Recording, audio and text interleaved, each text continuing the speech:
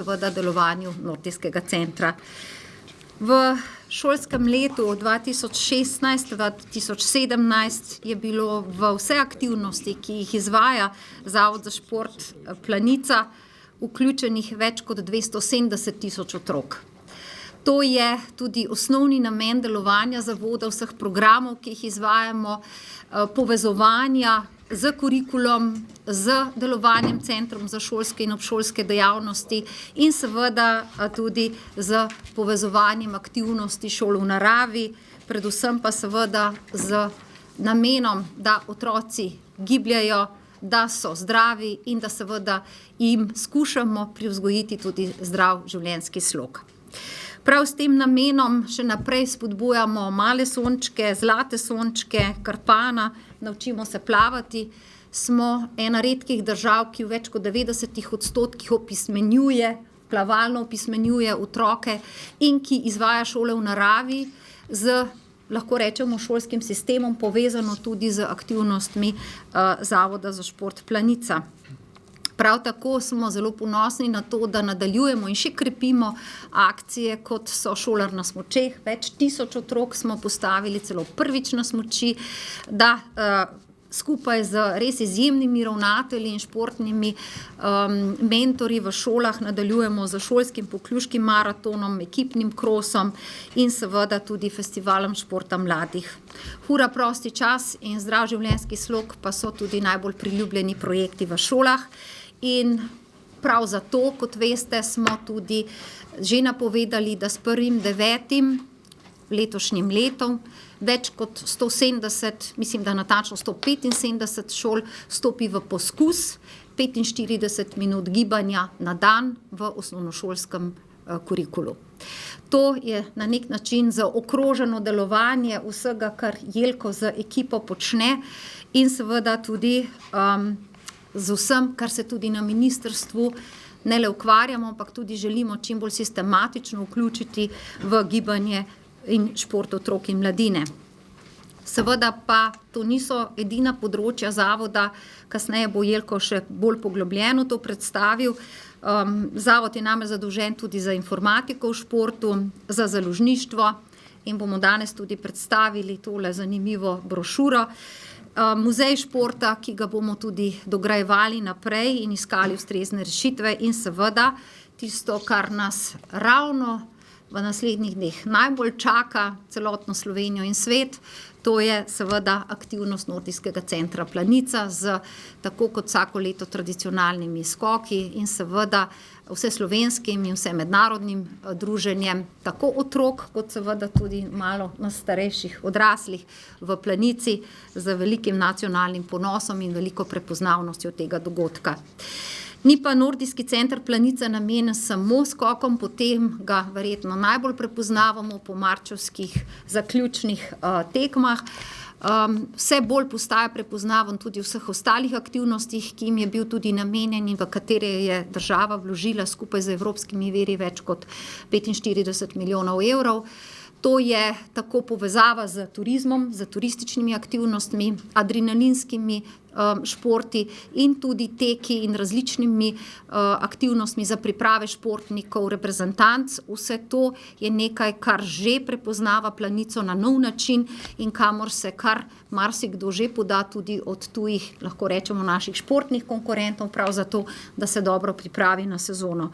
Vse to pa je seveda namenjeno temu, da Slovenijo postavljamo znova in znova na aktualen športni, pa tudi turistični zemljevid sveta in da hkrati povemo, da dobro skrbimo ali želimo vsako leto še bolje skrbeti za dobro bazo tako otrok in mladih, prav z namenom, da na koncu lahko aplavdiramo tudi našim vrhunskim športnim rezultatom. Brez dobre infrastrukture pa seveda tega ni in brez zelo športu naklonjenih šol, vrtcev, In ne govorim samo o osnovnih šolah, tudi v srednjih šolah in seveda naših posebnih centrih, kjer še posebej spodbujamo šport in športne oddelke, pa tega seveda ne bi dosegali.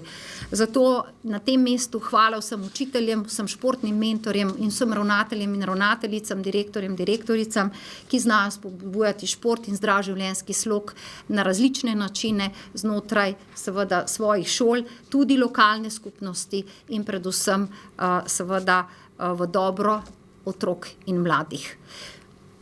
Na tem mestu Jelko predajam besedo še za bolj poglobljene uvide, predvsem bi se pa tudi želela zahvaliti njemu in ekipi, da vsako leto dosegamo boljše rezultate, je pa tudi res, da skušamo tudi na sistemski ravni k temu doprinesti tudi v letnem programu športa in seveda z udejanjenjem nacionalnega programa športa, ki smo se mu zavezali, kar se da v spodbudo športu in predvsem tudi, lahko rečem, vsaj nek dopolnjenim finančnim podlagam.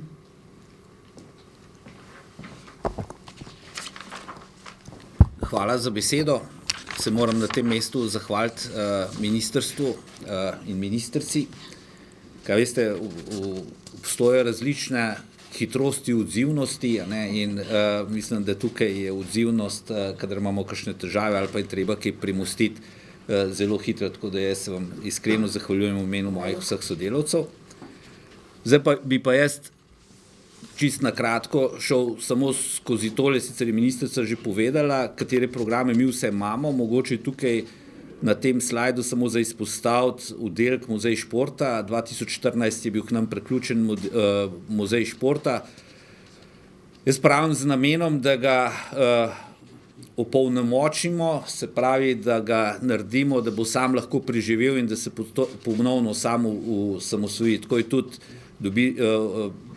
delujemo po odzivnem poročilu Računskega sodišča, zdaj moramo vse pripraviti, da recimo cilj je, da do leta 2020 spravimo muzej, da bo zopet samostojen. Toliko muzejev, drugače pa se veste, materiala je zelo veliko v našem muzeju, je pa večji problem, kako ga predstaviti širši množici, zato ker ni primernih prostorov, ampak se z občasnimi razstavami vedno znova vsi, ki to delajo, obračajo na naš muzej, kjer material dobijo.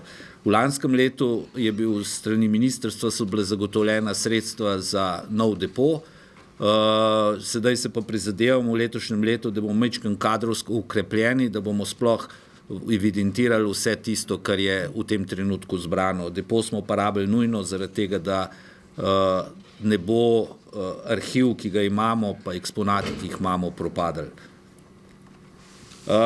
Številke so take, mi se z 271 tisočimi otroki ukvarjamo pri športu otrok in mladine. Jaz ne bi šel po posameznih programih, ker imate to zelo lepo napisano noter, kratke povzetke, kateri programi, ki so, ampak recimo program Naučimo se plavati je eden od tistih programov, ki je takoj zaznal upad, recimo v tistih kriznih časih se je vmes, mislim, da 3 leta nazaj, 4 leta nazaj se je znižalo na 1 evro prispevka z naše strani in tako je bil zaznan upad, koliko otrok je znalo plavati in koliko otrok je bilo preverjeno. Se pravi, je zelo previdno potrebno delati z vsakimi sredstvi, da s tem delaš. Imamo te 2 programa iz socialnega sklada, eden sicer se končuje septembra, pa se nadaljuje s poizkusom, tako kot je rekla ministrica naprej, tako da to je zdrav življenjski slog. Drug pa še večji problem, ki je na tem tako imenovanem segmentu gibanja in športa, pa je problem srednješolske populacije.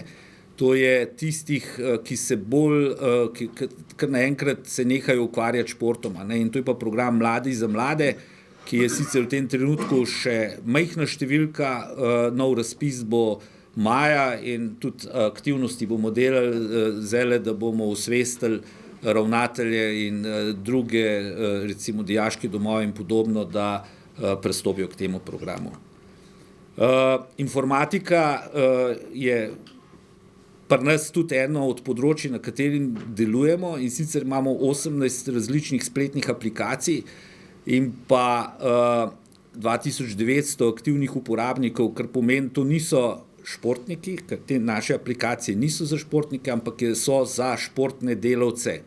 Se pravi, to je tisti, ki našo aplikacijo tako ali drugače potrebujejo. V tej publikaciji v vaših materialih je na zadnji strani, da se ne boste prepisovali, če jo kdo želi dol sneti, ker imamo samo v 100 izvodih, je pa PDF, ki se ga da dol potegniti, je praktično ves slovenski šport, tako z vidika financiranja, vrhunskega in kakovostnega športa, ki se nekako do mikroenote, to je občine ali pa panožne zveze, naprej spremlja. Potem prostočasna športna vzgoja otrok in mladine, športna infrastruktura in pa ostala področja nacionalnega programa športa. Tako da to za vas, ki se sem pa kje s številkam začnete ukvarjati, je zelo taka koristna publikacija. Lahko si jo pa, tako kot sem rekel, na tej spletni strani samo v PDF formatu dol potegnete. Se obnašamo zeleno, da ni preveč tiskanega papirja. Ne. Zdaj pa ministrica Danka še ni dobila te publikacije. Ministrica pa očitno narobe surfa. Tako, no, zdaj gremo pa še majhen v sredstvih, ker je to poročilo del zaključnega računa, in sicer takole približno izgledajo viri financiranja. V letošnjem letu je oddelek letnega programa športa bil financiran iz 3 vidikov. Največji del je seveda Evropski socialni sklad, ki podpira prej omenjena 2 programa, potem ta šport otrok in mladine, ta drug, ki ga imamo nekako trdno noter zapisan, ki je sofinanciran strani ministrstva, in pa informatika je tudi tukaj noter. In pa Fundacija za šport nam je namenila za en projekt, to je Festival športa mladih, 3300 €, zaprosili smo pa veliko več. Tako kot sem rekel, letos smo depo opremili, zato je bila tudi ta investicija in pa dejavnost seveda, ki poteka. Potem je pa oddelek športa, ta je pa financiran iz 3 vidikov, se pravi same investicije. O tej investiciji lahko nekaj povem. Mi smo imeli iz Evropskega sklada za regionalni razvoj cilje vse, katere moramo doseči, in med njimi je bila tudi napisana, da bomo servisni objekt Kavka prenovili, in seveda takrat nam je denarja zmanjkalo in strateško smo se odločili, zato da ni potrebno vračati sredstvo nazaj v Evropskemu regionalnemu skladu, da tudi Kavko obnovimo, se pravi, da so vsi cilji doseženi, in to smo upravili v letošnjem letu, to je pač ta vrednost bila. Potem sta pa še 2 vira, praktično vsi udeleženci, ki pri nas karkoli delajo, od turistov do športnikov, do organizatorjev tekmovanj, to je v skupni vsoti 1 800 000 € prihodkov, in pa imamo en poseben program, tukaj so omenjeni kot naši partnerji, to je pa program, ki znižuje vsoto vadnine za društva in klube, samo slovenske društva in klube in reprezentance, in sicer 50% pokrije 5 sponzorjev, in to imamo naknjiženo na posebnem kontu, in ko pride račun, je vsak račun s 50% popusta, in ta popust potegnemo noter nazaj, in to ti partnerji tudi skrbijo. To je en način, da znižaš ceno, ker mi moramo imeti enako ceno, ker je iz evropskih sredstev financirani, smo na tak način model najdeli, da Slovencem omogočimo cenejši trening. Zdaj gremo pa še na Nordijski center Planica. Zdaj tukaj so 3 tabele, ena pomeni sam hotel, ki je več kot 20 000 udeležencev bilo letos v Planici. Največji del sicer tukaj izpade na šolo v naravi, kjer piše CŠOD, če tako pogledate, ampak to je približno na prihodkovni strani toliko prihodka, približno v enem mesecu, v avgustu, je enakovredno Centru šolskim in obšolskim dejavnosti, ker imamo z njimi denarnega toka, ampak je pomembno tudi za ta segment skrbeti med letom, kajti na ta način najbolj približamo in Planico in otrokom omogočimo, da se naučijo smučati in so mogoče potencialni naši naslednji obiskovalci. In tečejo na smučeh. In tečejo in tako naprej. Tako da tukaj sta potem še športniki domači in športniki tuji, tisti, ki so pomembni, in kot vidite, so športniki tuji, jih je skoraj več v Planici preživi in dalj časa preživijo v Planici kot domači, pa imajo naši prednost, a ne. Nekateri zelo dobro to izkoriščajo, recimo se najrajši omenim finsko reprezentanco, ki je v Planico vsako leto že tradicionalno v septembru, drugi teden v septembru pride za 14 dni, v tekih za 24 ekipe, a ne, se pravi zelo močna ekipa. Tako da ta dom je pa recimo leto smo ga prevzeli, ta hotel smo ga prevzeli in je v letošnjem letu beležil 20% v istem obdobju, se pravi od 1.7. do konca leta 20% večjo zasedenost, kot je bil prej. Ne? To primerjavo smo lahko naredili. Potem imamo tukaj ta tekaški segment, kot vidite, kako to poteka, in pa seveda tudi skakalni. Skakalni se je dvignil v letošnjem letu za 19%.